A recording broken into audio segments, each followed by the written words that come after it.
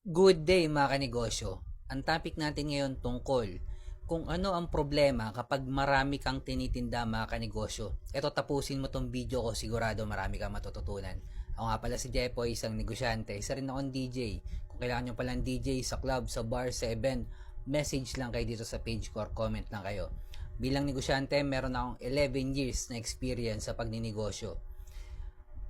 Ano ang disadvantage kapag marami kang tinitinda mga kanegosyo?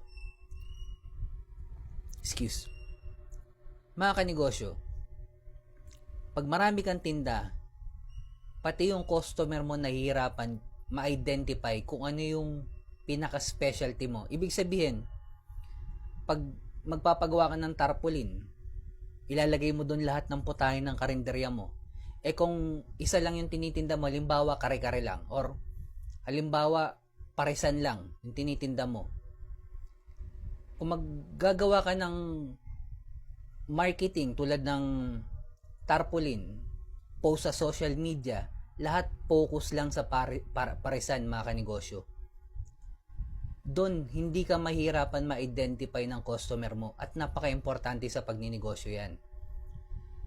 Halimbawa, ang laging post mo sa social media mo, puro tungkol lang sa pares.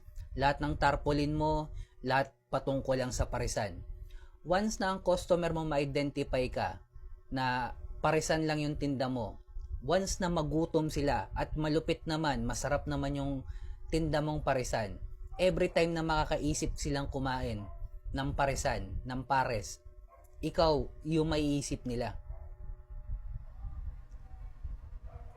At napaka-importante sa negosyo yung repeat customer. Kahit sabihin mo yung customer once a week lang kumain sa parisan mo, so 4 na beses na sa isang buwan sila kumakain sa'yo, sobrang importante na sa negosyo yung repeat customer.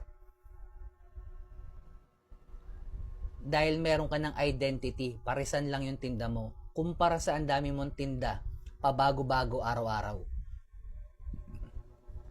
Ang mahirap pa dyan, kapag hindi naubos, hindi mo naman pwede ibenta yan kinabukasan. Nagpagod ka lang magluto, nagpagod ka lang mamalengke, magpapasahod ka pa ng tao mo. Ito mahirap sa mga negosyanteng kahit baguhan. Yung mga matatagal na negosyante, mahirap na makinig to. Yung mga baguhang negosyante, kapag ang negosyo mo kapag ang negosyo mo kumikita, ang ginagawa ng mga baguhang negosyante, nag-iisip na kung anong idadagdag na produkto. Mali po mga kanegosyo. Kung nalulugi din ang negosyante, nag-iisip na rin yan kung anong idadagdag na produkto mo. Kahit nakapokus in one yan, Boss Jepoy, nakapokus in one naman ako, pero ba't nalugi ako? Mga kanegosyo, meron pang market ng mayaman. Dapat ma-identify mo kung ano yung market or community na paglilingkuran mo. Kahit nakapokus in one ka, posible pa rin malulugi ka kung nasa market ka ng mahirap. At mga kanegosyo, balik tayo.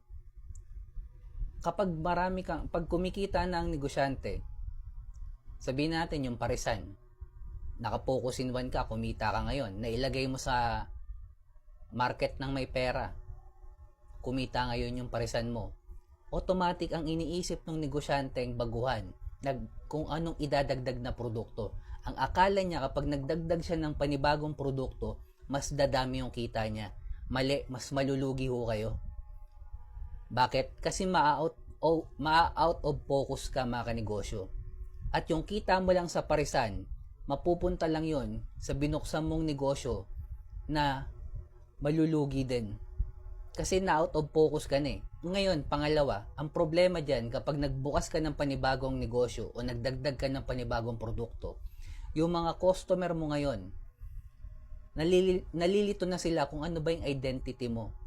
At minsan nangyayari pa niyan, yung lasa ng parisan mo nagbabago. Kasi hindi ka na nakapokus sa ano mo eh.